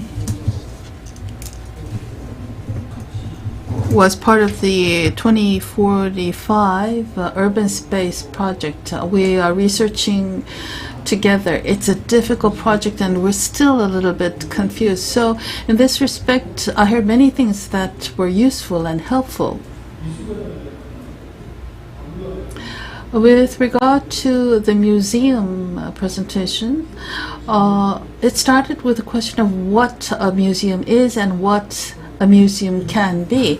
And you made many new attempts, which was fascinating for us. We should start with the question of what Seoul is and what Seoul can be, and how we should tackle this. That was a question that we would like to ask through a 2045 project.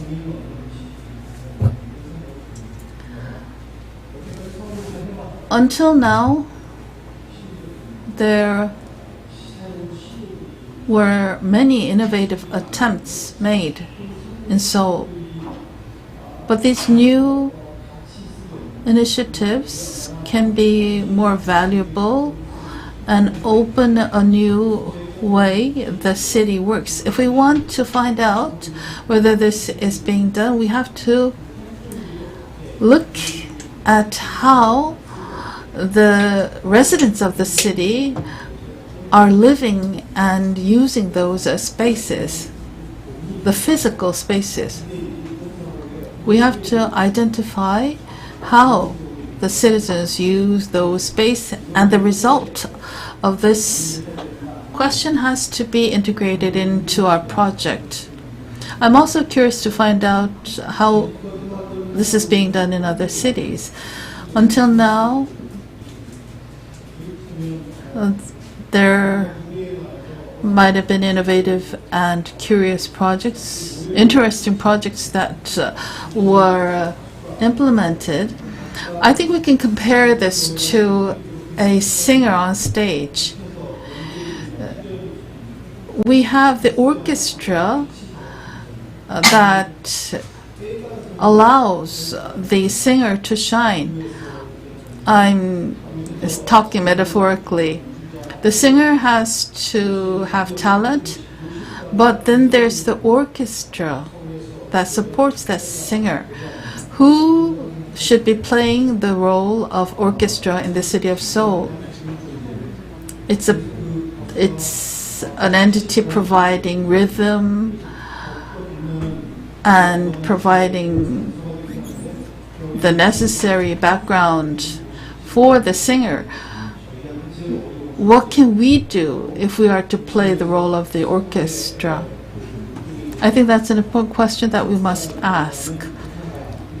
We might have musicians in the city of Seoul, but then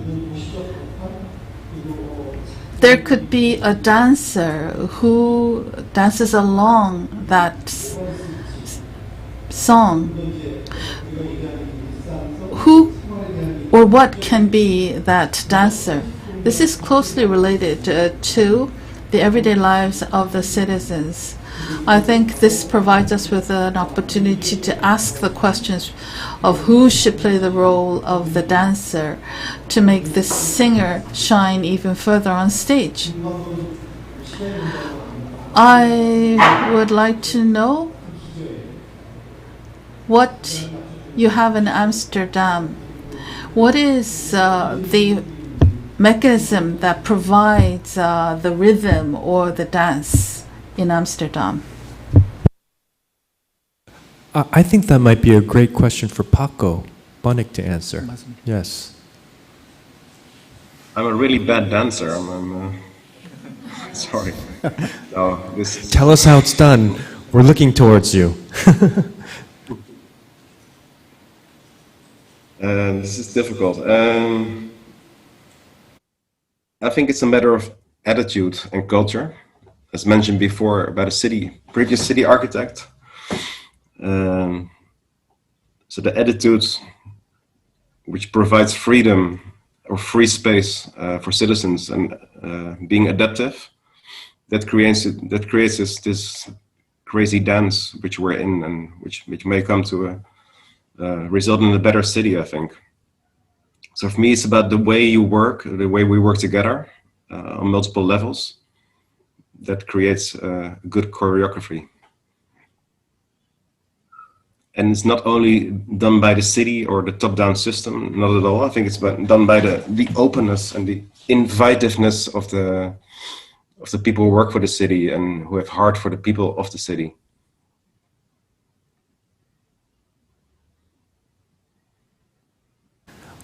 That's a beautiful answer, actually. We're just. Marina, could you also fill us in, because actually Paco's version of this story is about open communication, and it sounds a little bit utopic, and your title had the word conflict in it. I mean, is there a balance between people coming together and agreeing on things, or the idea of conflict? I'm wondering if you can add on to this idea of this dance that we're talking about, how things happen.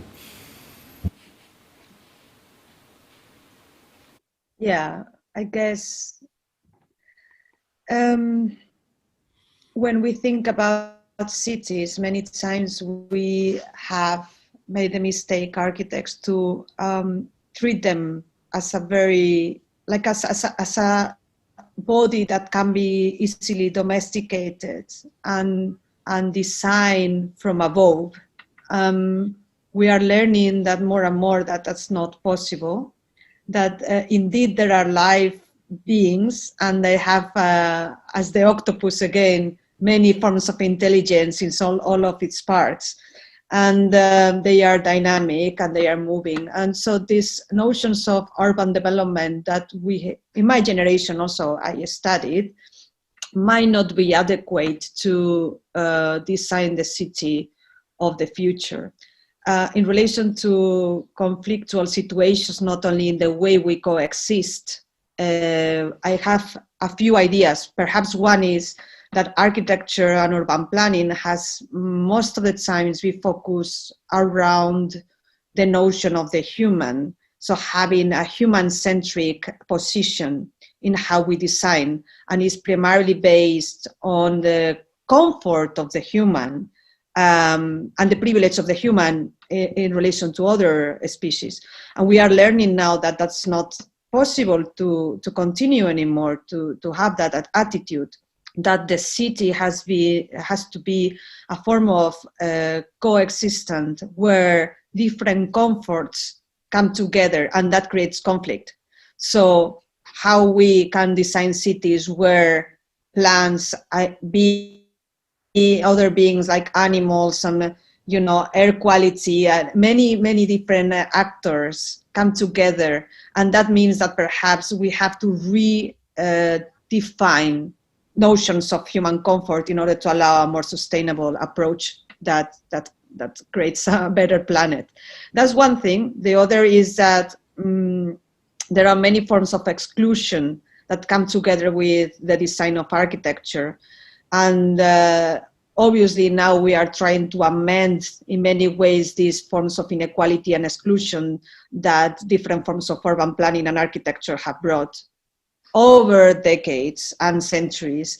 And that means that certain areas or certain citizens had more privileges, and now they have to perhaps let some of this go in favor of opening it up for other voices, other type of forms of living, and so on. That also creates certain conflicts, but it's somehow inevitable. I think that the best design is one that is, perhaps decentering the human from it, and at the same time being extremely generous to every single being that is in the city. And those parameters are not necessarily present in the way we still study or practice architecture. So the discipline needs a complete redefinition to be able to design the cities that we need right now. And finally, I will come to technology, that is such an important part of the ways in which we will think and inhabit cities in the future.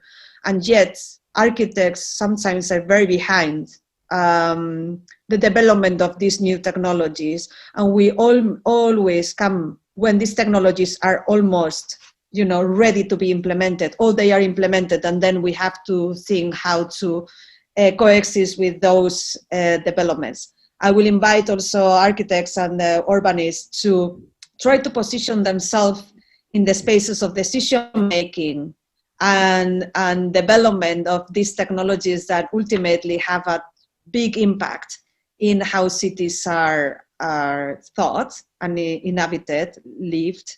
And more importantly, also to be a voice in which the fact that there is a technology available doesn't mean that is one that should be embraced.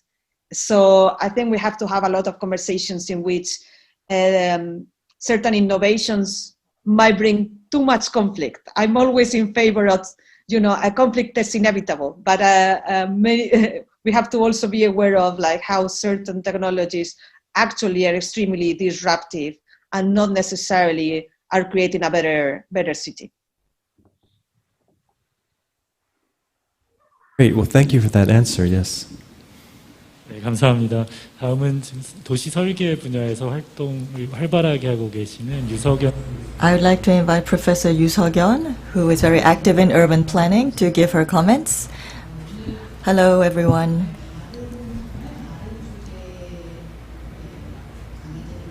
We listened to very different presentations today, and I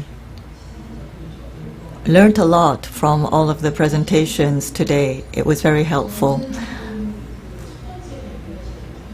And with the first speaker, I started to draw Seoul in 2014, and we started our research together then. And the other discussants already mentioned the project. And HNI, I visited 2 years ago, and I went to all the exhibitions. They have a great library, great bookstore, great cafe. So I spent a lot of time there. I have very fond memories of that place. And at the Venice Biennale, I also went inside that orange room that we saw on the slides. And what I felt when I walked into that orange room was, it was an orange locker. It was the same color, but when we opened the locker, the size was different, and sometimes it was a window, sometimes it was another type of space. So it was a very diverse type of space. So I thought, wow, they're really trying to show off what they have. That's what I felt. And so you did a lot of research on all of the issues, and you tried to compress many different topics with a certain attitude, and I envied you that. And usually when we curate an exhibition, we try to create a form, a shape, but instead of doing that, you try to identify all of the important issues, and you wanted all the artists and architects to dialogue with the people when they opened the locker. And I really envied that approach, and I had a lot of fun visiting the pavilion. The orange was really strong. It was a very strong orange color. And it's also something that we can see very often in our everyday life when we move around. There were also public baths. In any case, it was very impressive and shocking for me to see that kind of a locker space in that pavilion. I focused on two things in Marina's presentation. You talked about reading. Reading as an active form of engagement was what you said. If we don't read correctly, then we cannot identify the problems. And we have to set up a vision in order to create change and in order to start our work. So I think reading is the most difficult to do, and we have to carry out many discussions before reading. That's why you mentioned idea and conflict in your presentation. And what is the function of the exhibition was the other question that you asked. I am an architect, but I've been working on urban planning for more than 12 years. So I meet many citizens, I fight with them. I would never have been able to meet them if I had worked just as an architect, but I tried to play a mediating role with citizens. And you try to communicate with the people through exhibitions, and I thought that is what Korea needs to do too. And you showed us the different graphs about gender, about who your fellows were, how old they were, from which country they came. I think we use that kind of tool to analyze the city, and the information can teach us a lot. And you showed us the graph with many works of art and architecture, and I was impressed by that. And you saw the video of Seoul 7017, and we talked about connecting the 7 streets with Seoul, and we are working with 7 alley architects, and I participated in that project. So it feels like we are, boasting and showing off about what we did. So I'm a bit embarrassed, but we would like to show through the video what we have done to the citizens of Seoul and to the public officials of Seoul, to show them that we have done something. So maybe this video, it was not right for this symposium. But anyway, like you said, We carried out a lot of collection of information on the sites, and we did the reading for a year. We met with everyone in the community. We did a lot of reading. And unfortunately, the video doesn't really show the amount of work that went into it. And we wanted to do that project as a part of a regeneration project of Seoul. We wanted overpasses to become a pedestrian road for the citizens. That is one type of regeneration. But more important than that, we have different neighborhoods where we have many people who are living in those neighborhoods that have become dilapidated, and we want to revive them. So at the center is a social issue. Mr. Kim Young-jun said that we have to empty ourselves. We can't do that. We cannot empty the neighborhood. It will take time.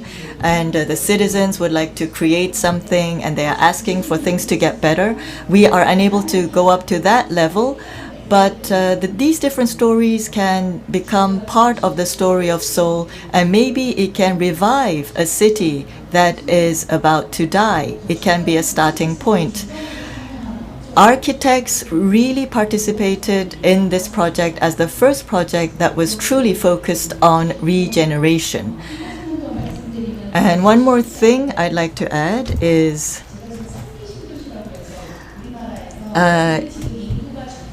we have reached our peak in terms of population. 25 years from now, the population will fall, and in 2 years, the number of students will also decrease. We are facing a population cliff, and I am planning a new city where 80,000 people can live. But yesterday, there was a government announcement that said that they were going to build more houses, more housing. So we have to regenerate and revive dying cities. But in 25 years, we think that our demography will change and our population will decrease. But then we are saying that we are going to supply the city with more housing. It's a political move, and people are thinking about the economic benefits of that, and people are talking about basic housing rights, and that's why we need to provide more supply of housing. And so different values are fighting with each other in Korea right now. It's proof that we are very dynamic and we are changing. But it's also proof that architects and landscape architects, we're not just people who are creating spaces. We have to think about all of this too. I'd like to meet you one day. Thank you. Yes, thank you. You make us think about many things. Finally, I'd like to invite the ambassador from the Netherlands to make some final remarks. Kamsahamnida. Thank you so much. This is a little bit unexpected. I must say that I have been listening here, to all these stories. I mean, I've been here right now for a year. I'm here on my bike. I'm coming down, going to the office, I walk. So to hear the plans, to connect, I think that's a very important thing, being a citizen here, and to listen to your citizens, how they use it. And indeed, the underground passages, I mean, I found out, wow, there's another world below Seoul. So a lot of things are here coming together in these presentations. And I must say I'm proud to hear Marina talk about the Nieuwe Instituut and the kind of research we do. Originally, I'm a landscape architect, so I was involved. I worked for the city of Amsterdam a long time ago. And it's great to hear these kind of stories here and what's happening here. And I think one of the lessons right now, I mean, you never are ready with your city. It's not dying, it's alive with all the citizens that are there. And right now we see with COVID-19, what's happening also in the Netherlands, we realize how important your direct surroundings are for the people who could not go, they did not dare to take their public transport, but they wanted just to recreate, to get some fresh air. So how important is your public space around the place where you're living, and how can you connect that? And also right now, climate change. Right now here you have the floodings. And that in the future that will be more, that will increase. It will not just be right now. I mean, so what is the city going to do to capture that water? So right now in the Netherlands we have a lot of experience. Okay, how can we retain that water? and then use that space in another sense as well, to prevent floodings, but you still can continue with your life. And having the green roofs, I mean, there's a lot of development. Every time I return to the Netherlands, I've been away right now for a few years, it's very dynamic, and I see the same here. So it's very nice, and thank you so much for having me. And please continue your cooperation with the Netherlands. I think there's a lot that we can learn from each other. Thank you. 감사합니다.